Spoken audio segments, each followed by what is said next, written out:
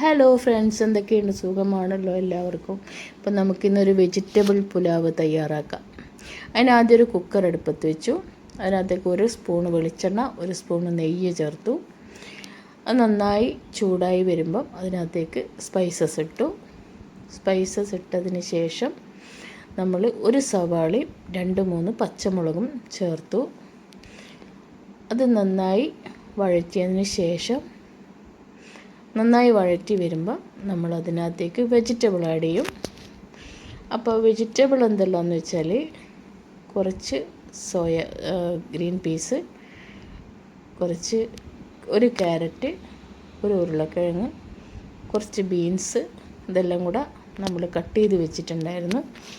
അപ്പോൾ അത് അതിനകത്തേക്ക് ഇട്ട് കഴിഞ്ഞിട്ട് നന്നായി ഒന്നും കൂടെ വഴറ്റുക.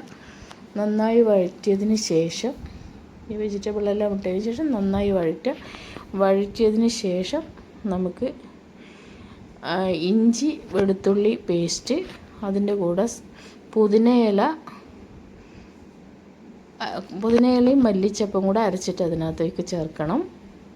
അപ്പോൾ ഇതെല്ലാം കൂടെ ഒന്നിച്ച് മിക്സ് ചെയ്ത് നല്ലപോലെ മിക്സ് ചെയ്തതിന് ശേഷം ആവശ്യത്തിന് 1 തക്കാളിയും കൂടെ ചേർക്കണം കേട്ടോ. തക്കാളി പറയാൻ വിട്ടുപോയി. 1 തക്കാളിയും കൂടെ ചേർക്കുക. അപ്പോൾ ഇതെല്ലാം നന്നായി വഴറ്റിയതിന് ശേഷം അതിനകത്തേക്ക് ആവശ്യമുള്ള വെള്ളം ചേർക്കണം. ആവശ്യം എന്ന് പറഞ്ഞാൽ നമ്മൾ ഇപ്പോൾ 2 ഗ്ലാസ് അരിയാണെങ്കിൽ നമ്മൾ ഒരു 4 ഗ്ലാസ് 4.5 ഗ്ലാസ് വെള്ളം ഒഴിക്കണം. അപ്പോൾ ഇതെല്ലാം വെള്ളം നന്നായി തിളച്ച് വരുമ്പോൾ നമ്മൾ അതിനകത്തേക്ക് അരി ചേർക്കണം. അപ്പോൾ ബസുമതി അരിയാണ് ഞാൻ ഇതിനെടുത്തിട്ടുള്ളത്. നമുക്ക് വേണമെങ്കിൽ കൈമാ റൈസെല്ലാം ചേർക്കാം, പക്ഷേ പുലാവിന് എപ്പോഴും ബസുമതി അരിയാണ് നല്ല ടേസ്റ്റ് ഉണ്ടാവൽ.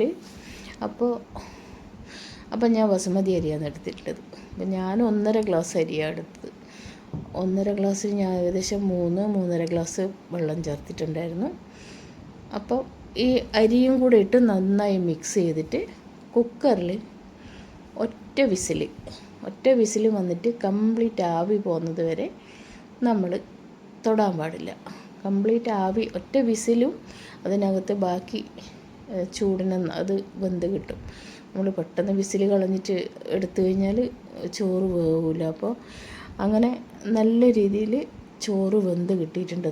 നല്ല ഒന്നാന്തരം പുലാവ് റെഡി ആയിട്ടുണ്ട്.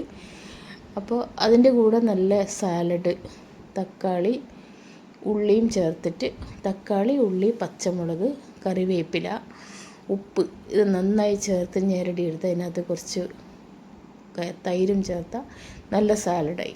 അപ്പോൾ സാലഡും 1 മുട്ട പുഴുങ്ങി വെച്ചിട്ടുണ്ടായിരുന്നു. പിന്നെ കുറച്ച് ചെമ്മീൻ ഉണ്ടായിരുന്നു. അപ്പോൾ അതെല്ലാം കൂടി പുലാവ് നല്ല ഭംഗിയായിട്ട് കഴിച്ചു. അപ്പോൾ നിങ്ങളിങ്ങനെ പുലാവ് ഉണ്ടാക്കിയിട്ടുണ്ടോ? ഇങ്ങനെ ഒന്ന് തയ്യാറാക്കി നോക്കിയിട്ട് ഒന്ന് അഭിപ്രായം പറയണം. അപ്പോൾ എല്ലാവർക്കും ശുഭരാത്രി, സുഖനിദ്ര.